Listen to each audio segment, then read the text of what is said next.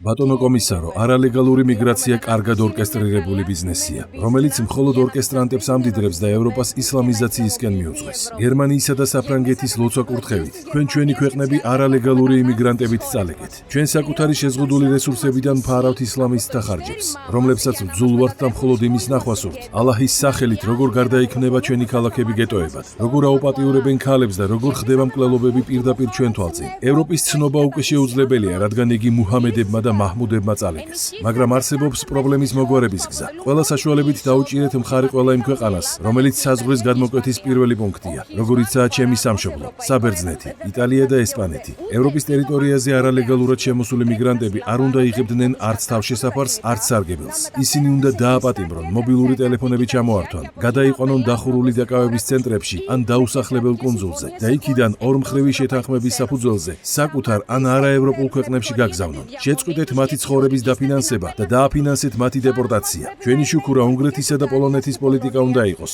რომელსაც არათუ იღებთ, არამედ მათ წინააღმდეგ იბრძვით კიდეც, რათა ისლამისტებს ასიამოვნოთ. ნებისმიერი, ვინც არ ღვევს ჩვენი ქვეყნის საზღვრებს, ჩვენი სახლის კარს ანგრევს. არალეგალური იმიგრაცია ევროპის კიბოა და თქვენ მის განკურნებას ასპირინით აპირებთ. მოდით მასობრივი დეპორტაციით დავიწყოთ. დავიწყოთ დაუყოვნებლივ. ფული არის, აეროპორტები არის, დაკავების ცენტრები არის. შეკრიბეთ ისინი დაკავების ცენტრებში და მოაშორეთ, ვიდრე ევროპა სრულად განადგურდება. დაგვიბრუნეთ ჩვენი ქვეყნები, ჩვენი იდენტობა, ჩვენი ღირებულებები და თუ თანამგრძნობი სოციალისტები ხართ, რომლებიც რასიზმს ებრძვიან, სარკეში ჩაიხედეთ. თქვენ ხართ ყველაზე დიდი რასისტები, რომლებიც ევროპელების დისკრიმინაციას ეწევიან.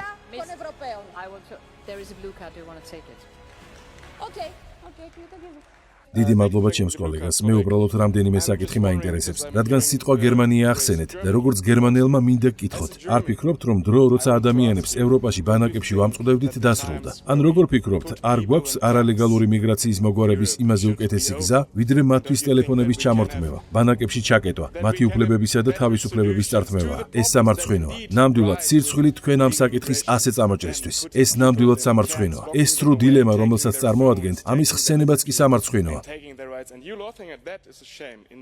ამ ორს ერთმანეთთან არაფერი აქვს საერთო, მაგრამ როცა ვიღაც თქვენი სახლის კარს ამტვრევს, ის ვიღაც ციხეში მიდის. ამ შემთხვევაში ჩვენ ციხეზეც კი არ ვსაუბრობთ. ჩვენ დახურულ დაკავების ცენტრებზე ვლაპარაკობთ, საიდანაც იმიგრანტებს უშვებენ, რათა თავიანთ ქვეყნებში დაბრუნდნენ.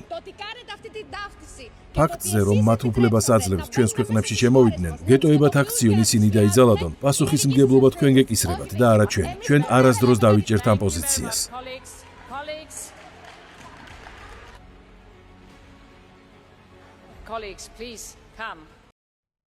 გამოიწერე და გაიგე ამბები ლიბერალური ცენზურის გარეშე.